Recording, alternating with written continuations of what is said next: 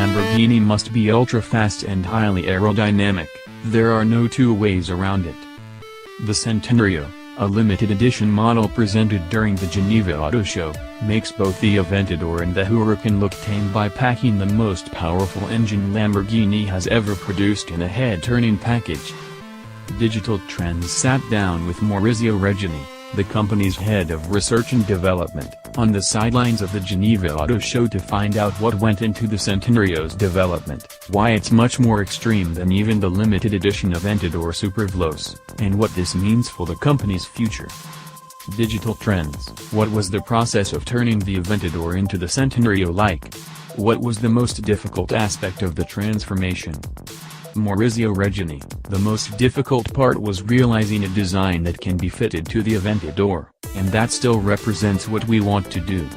That means changing the shape of the car and making it much more functional, and manufacturing it entirely out of carbon fiber.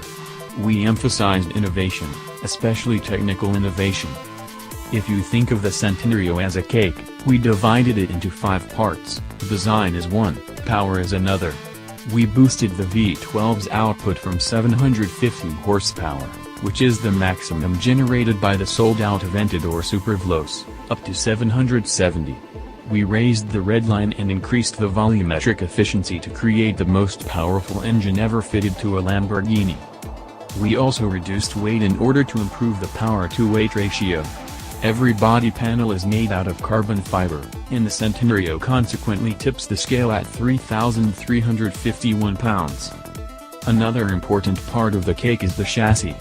We developed a new rear-wheel steering system that makes the car more agile, much more responsive, and more stable at high speeds. We're talking very high speeds, up to about 220 miles per hour. The rear-wheel steering system reduces the wheelbase by nearly 10 inches at low speeds, which makes the Centenario nimbler, and it increases the wheelbase by nearly 20 inches at high speeds, which improves stability. All told, the 4-wheel steering system makes the Centenario completely different to drive.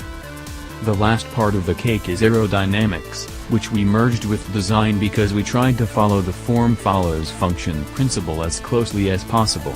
We added 2 big ducts to create downforce in the front, blades inside the wheels to help cool the brakes, and we wanted to keep the air really close to the side of the car to direct as much of it as possible to the radiators so that they can cool 770 horsepower. Around back, you'll see that there's a big wing that lifts up by up to 6 inches, and it can tilt by 10 degrees to provide more downforce. All of this results in a huge increase in aerodynamic efficiency, over twice as much as a standard Aventador. This gives the Centenario the best stability possible, and allows it to provide a fantastic driving experience. Let's go back to the engine. Why did you choose 770 horsepower? Because the Centenario pays homage to Ferruccio Lamborghini.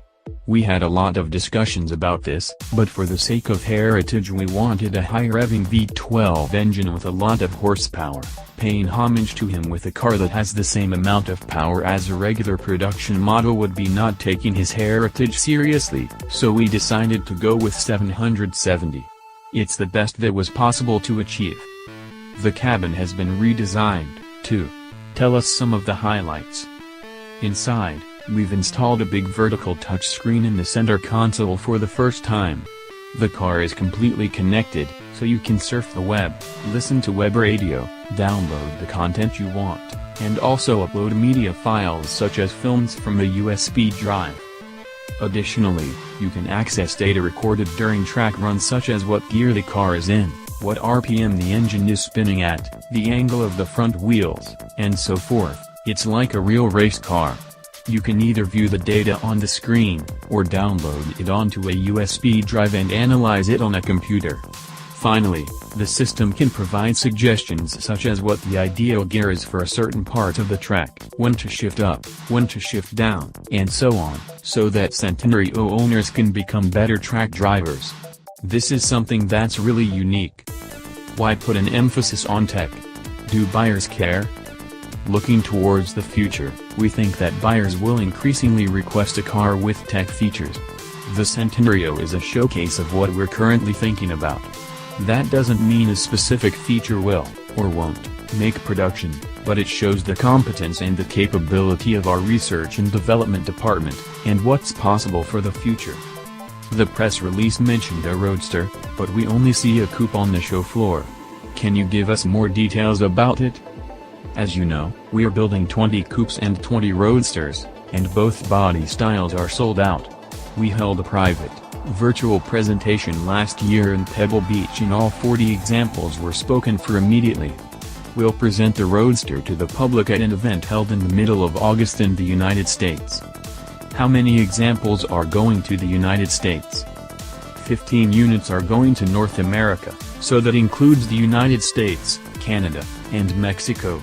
That's coupes and roadsters combined. It's a huge quantity. Unbelievable.